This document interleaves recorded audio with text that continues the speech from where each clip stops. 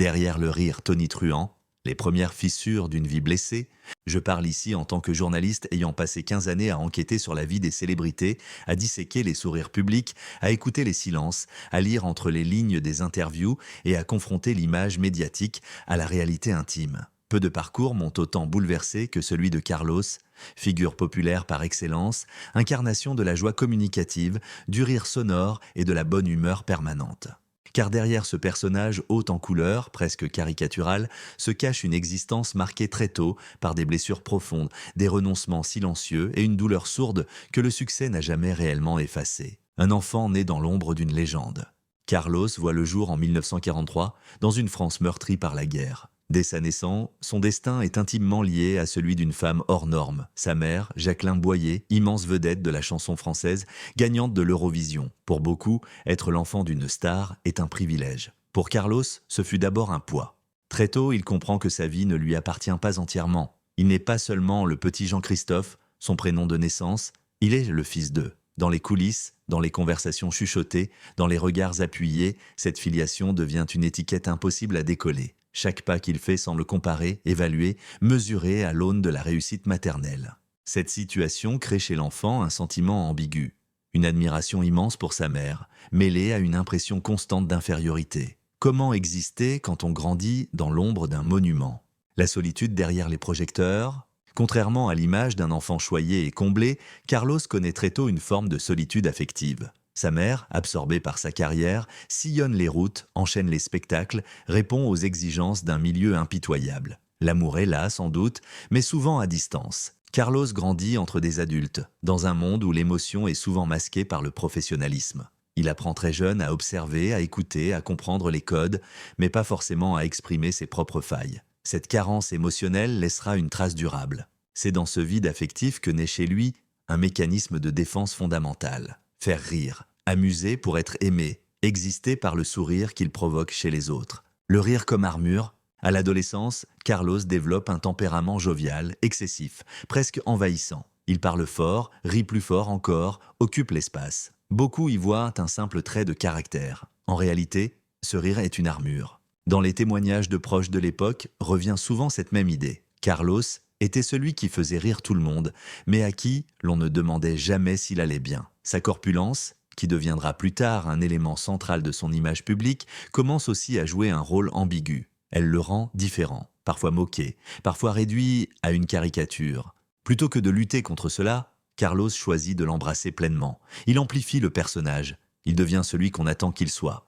Les débuts artistiques, un choix contraint plus que rêvé. Contrairement à ce que l'on pourrait croire, Carlos ne rêve pas immédiatement d'une carrière musicale. Il observe ce milieu de près, en connaît les sacrifices, les désillusions, la violence symbolique. Mais le chemin semble tracé d'avance. Comment échapper à l'univers du spectacle quand il est inscrit dans votre ADN social? Ses débuts sont hésitants. Il cherche sa voix, son style, son identité. Très vite, on l'oriente vers le registre humoristique. Non pas parce qu'il le choisit librement, mais parce qu'il fonctionne ainsi auprès du public. Le rire devient un produit, une marchandise, un rôle à tenir. Ce glissement est déterminant. Carlos n'est plus seulement un homme qui fait rire, il devient le rigolo officiel. Et ce masque, une fois posé, sera presque impossible à retirer. Le succès, mais à quel prix? Lorsque le grand public découvre Carlos, c'est une explosion de couleurs, de chansons festives, de refrains entraînants. Les plateaux de télévision l'adorent, il est bon client, toujours souriant, toujours partant, toujours drôle. Mais dans l'ombre, une frustration grandit. Carlos est cultivé, curieux, profondément sensible. Il aime la musique, la vraie, celle qui raconte, qui interroge, qui fait mal parfois. Pourtant, on ne lui demande jamais cela. On lui demande d'être drôle. Encore, toujours. Cette assignation permanente à la légèreté devient une prison dorée. Plus il a du succès, moins il se sent libre. Plus il est applaudi, moins il se sent compris. L'homme derrière le personnage. Les rares moments où Carlos tente de montrer une autre facette de lui-même passent souvent inaperçus. Le public, les médias, même certains proches préfèrent le Carlos joyeux, bruyant, rassurant. La tristesse n'a pas sa place dans le récit collectif qu'on a construit autour de lui. Et c'est là que commence véritablement la part la plus sombre de son existence, cette impossibilité d'être autre chose que ce que l'on attend de lui, cette négation progressive de l'homme au profit du personnage. Carlos comprend alors une vérité cruelle du monde du spectacle. On aime ce que vous représentez, rarement ce que vous êtes. Une douleur silencieuse qui s'installe. À mesure que les années passent, cette tension intérieure s'accentue. Carlos continue de faire rire, de chanter, d'apparaître à la télévision. Mais derrière l'énergie débordante se cache une fatigue profonde, morale autant que physique. Il accumule les concessions, les renoncements, les compromis. Chaque sourire devient un effort, chaque apparition publique, une performance au sens le plus brut du terme. La joie n'est plus spontanée, elle est travaillée, calculée, rejouée. La célébrité comme prison, quand le succès étouffe l'homme, lorsque la célébrité s'abat véritablement sur Carlos, elle ne ressemble en rien à un accomplissement apaisant. Elle arrive comme une vague puissante, irrésistible, qui emporte tout sur son passage. L'intimité, la liberté, le droit à la nuance. À partir de ce moment-là, Carlos n'est plus seulement un artiste populaire. Il devient un symbole, une fonction, un produit médiatique soigneusement emballé dans le papier cadeau de la bonne humeur. Et c'est précisément là que commence l'une des périodes les plus sombres de son existence. L'homme que la télévision a figé, dans les années de gloire, Carlos est partout. Plateau télé, émissions de variété, fêtes populaires, galas, radio, son image est omniprésente, toujours souriant, toujours bruyant, toujours excessif. Le public adore, les producteurs en redemandent. Mais cette omniprésence a un prix, la répétition. On ne lui propose plus de projets artistiques, mais des rôles prédéfinis. Carlos n'est plus invité pour ce qu'il pourrait offrir, mais pour ce qu'il garantit, du rire immédiat, de la légèreté, de l'audience. Très vite, il comprend qu'il n'a plus le droit de surprendre. Toute tentative de profondeur, toute parole sérieuse, tout écart émotionnel est accueilli avec gêne, voire indifférence. Comme si cela trahissait le contrat tacite passé avec le public. Carlos devient alors prisonnier d'un personnage qu'il a contribué à créer, mais qu'il ne contrôle plus. La caricature comme identité imposée, son corps, sa voix, son rire deviennent des outils médiatiques.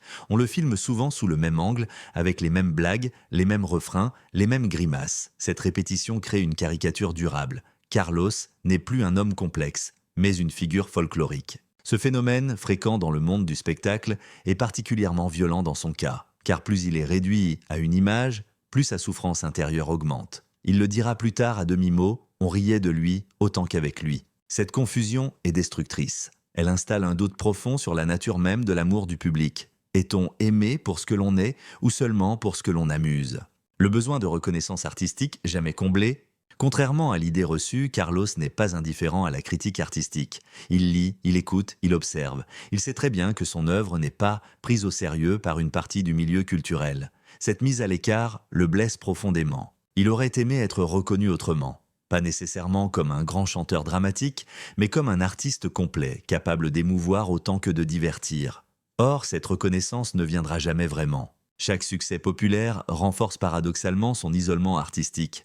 Plus ses chansons marchent, plus il est enfermé dans une case dont il ne peut s'échapper sans risquer de tout perdre.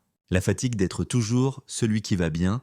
Avec le temps, le personnage public exige une énergie colossale. Carlos doit être joyeux même quand il est épuisé. Enthousiaste même quand il est triste, disponible même quand il n'en a plus la force. Cette obligation permanente d'aller bien est l'un des aspects les plus cruels de la célébrité. Elle empêche toute fragilité visible, elle interdit la plainte, elle nie la souffrance.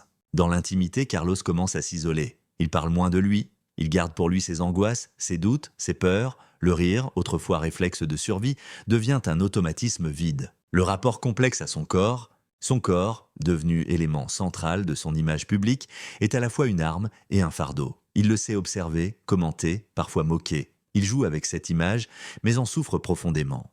La corpulence de Carlos, souvent utilisée comme ressort comique, finit par lui échapper. Elle devient un sujet public, un élément de spectacle, alors qu'elle cache en réalité un profond malaise personnel, un rapport compliqué à l'estime de soi, à la santé, au regard des autres. Plus les rires sont forts, plus le malaise est silencieux. La solitude au sommet. Contrairement à ce que l'on imagine, la célébrité n'apporte pas forcément la compagnie. Elle attire, mais elle éloigne aussi. Beaucoup viennent pour le personnage, peu pour l'homme. Carlos se retrouve souvent entouré, mais rarement compris. Les conversations restent superficielles. On attend de lui une performance, pas une confidence. Peu à peu, il apprend à se taire. Cette solitude est d'autant plus violente qu'elle contraste avec l'image publique d'un homme constamment entouré et aimé. Quand le succès devient une impasse, à mesure que les années passent, Carlos sent que le système se referme sur lui. Il ne peut ni évoluer sans choquer, ni rester sans s'épuiser. Le succès, autrefois moteur, devient une impasse. Il continue pourtant, par loyauté envers le public, par peur du vide, par habitude aussi, mais chaque apparition lui coûte davantage. Il n'est plus en train de vivre sa carrière, il la subit. Le déclin silencieux, quand l'oubli, la maladie et la lucidité se rencontrent, arrive un moment, dans la vie de toute célébrité façonnée par le bruit et la lumière, où le silence commence à s'installer. Pour Carlos, ce silence n'a rien d'apaisant. Il est brutal, progressif, parfois humiliant. Après des années passées à remplir les plateaux, à faire rire des millions de Français, à incarner une joie presque obligatoire, Carlos entre dans une phase bien plus cruelle que la surexposition médiatique, celle de l'effacement. Et c'est paradoxalement dans cette période de retrait que sa souffrance devient la plus aiguë. Quand les caméras se détournent, le déclin médiatique ne survient jamais d'un coup. Il s'insinue, les invitations deviennent moins fréquentes, les appels se font plus rares, les émissions changent de visage, de format, de génération. Carlos, autrefois incontournable, devient peu à peu optionnel. Ce glissement est d'autant plus douloureux qu'il n'est jamais officiellement annoncé. Personne ne dit « c'est fini ». On cesse simplement d'appeler. Et pour un homme dont l'existence a longtemps été rythmée par le regard des autres, cette disparition progressive était vécue comme une forme de rejet. Il comprend alors une vérité brutale du monde du spectacle. On ne vous accompagne pas vers la sortie, on vous laisse derrière. La lucidité tardive. Avec le recul imposé par cette mise à l'écart, Carlos commence à regarder sa propre vie avec une lucidité nouvelle. Il revisite ses choix, ses concessions, ses silences. Il prend conscience que le personnage qu'il a servi avec tant de loyauté a fini par dévorer l'homme. Cette prise de conscience est douloureuse. Elle s'accompagne de regrets, mais aussi d'une colère rentrée. Colère contre un système qui l'a enfermé dans une image, colère contre lui-même, peut-être, pour ne pas avoir osé dire non plus tôt. Il réalise qu'il a souvent préféré être aimé superficiellement plutôt que compris profondément. La santé comme dernier appel à la réalité. Parallèlement à ce déclin médiatique, le corps commence à lâcher. Les excès, le stress, les années de rythme effréné finissent par présenter l'addition. Les problèmes de santé s'accumulent, parfois minimisés, parfois ignorés, comme si Carlos refusait de reconnaître une faiblesse supplémentaire. Son corps, longtemps utilisé comme outil comique, devient un rappel brutal de sa fragilité humaine. Là où il faisait rire, il souffre. Là où il occupait l'espace, il se fatigue. La maladie n'a rien de spectaculaire, elle est lente, usante, profondément intime.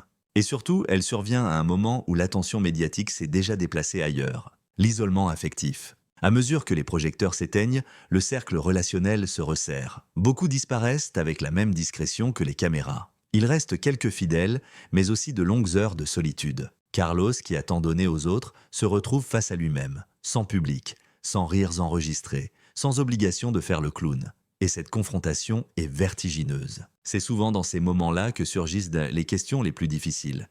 Qui suis-je sans mon personnage? Ai-je été aimé pour moi? Qu'ai-je laissé derrière moi? La peur de l'oubli? Plus que la mort, plus que la maladie, ce qui hante Carlos dans ces dernières années, c'est l'oubli. L'idée de n'avoir été qu'un divertissement éphémère, une parenthèse joyeuse, vite refermée. Il sait que le rire est fragile, qu'il vieillit mal, que les générations passent, et il craint que derrière ces chansons festives, on oublie l'homme, ses blessures, sa complexité, sa sensibilité. Cette peur est silencieuse, presque honteuse, car comment avouer que l'on a besoin encore, désespérément, d'exister dans le regard des autres? Une dignité dans le retrait? Pourtant, malgré la douleur, Carlos conserve une forme de dignité. Il ne règle pas ses comptes publiquement. Il ne se pose pas en victime. Il accepte, avec une tristesse résignée, ce que la vie lui impose. Il continue d'apparaître parfois, souriant, fidèle à son image, comme un dernier cadeau au public. Mais ceux qui savent de lire, entre les lignes, perçoivent autre chose dans son regard. Une fatigue profonde, une mélancolie discrète, une sagesse amère. La fin d'un rôle, pas d'un homme. Lorsque Carlos disparaît, beaucoup se souviennent surtout des chansons, des rires, des moments de légèreté. Peu évoquent la solitude, les regrets, la douleur intérieure. Comme si, jusqu'au bout, il était resté prisonnier de son masque. Et pourtant, son histoire mérite mieux qu'un simple souvenir folklorique. Elle est le miroir cruel d'un système qui consomme les personnalités, les façonne, les utilise, puis les laisse s'éteindre en silence. L'héritage invisible, ce que Carlos nous a laissé, au-delà du rire. Il est des artistes dont la disparition provoque un silence plus lourd que le bruit qu'ils ont fait de leur vivant. C'est précisément ce silence-là qui entoure aujourd'hui la mémoire de Carlos. Un silence paradoxal, presque gêné, comme si l'on ne savait pas très bien comment parler de lui autrement qu'à travers ses chansons festives, ses éclats de rire et son personnage excessif. Et pourtant, Carlos a laissé bien plus qu'un simple souvenir de divertissement populaire. Il a laissé une leçon humaine, cruelle et profondément actuelle sur le prix du rire, sur la violence douce de la célébrité et sur la solitude de ceux qui portent le masque de la joie pour rassurer les autres. Un héritage réduit à la surface. Lorsque l'on évoque Carlos aujourd'hui, ce sont presque toujours les mêmes images qui reviennent. Des refrains entraînants, des émissions de variété, des moments de fête collective. Cet héritage est réel, indéniable. Il a marqué plusieurs générations. Il a accompagné des étés, des repas de famille, des souvenirs d'enfance. Mais cet héritage est incomplet, car il ne dit rien, ou presque, de l'homme derrière la façade. Il ne raconte pas les nuits de doute, les blessures narcissiques, les renoncements artistiques, la fatigue morale accumulée au fil des années, comme si la société avait choisi de ne retenir que ce qui la rassure. Le rire, oui, la douleur, non. Le malentendu fondamental, le plus grand drame de Carlos est peut-être là, dans ce malentendu permanent entre ce qu'il offrait et ce qu'il ressentait. Il donnait de la joie, on lui prêtait le bonheur, il faisait rire, on pensait qu'il allait bien. Il occupait l'espace, on croyait qu'il était comblé. Or, cette confusion est l'une des plus dangereuses dans le monde du spectacle. Elle empêche toute empathie réelle. Elle transforme l'artiste en fonction émotionnelle, en outil collectif de soulagement, sans jamais se demander ce que cela lui coûte.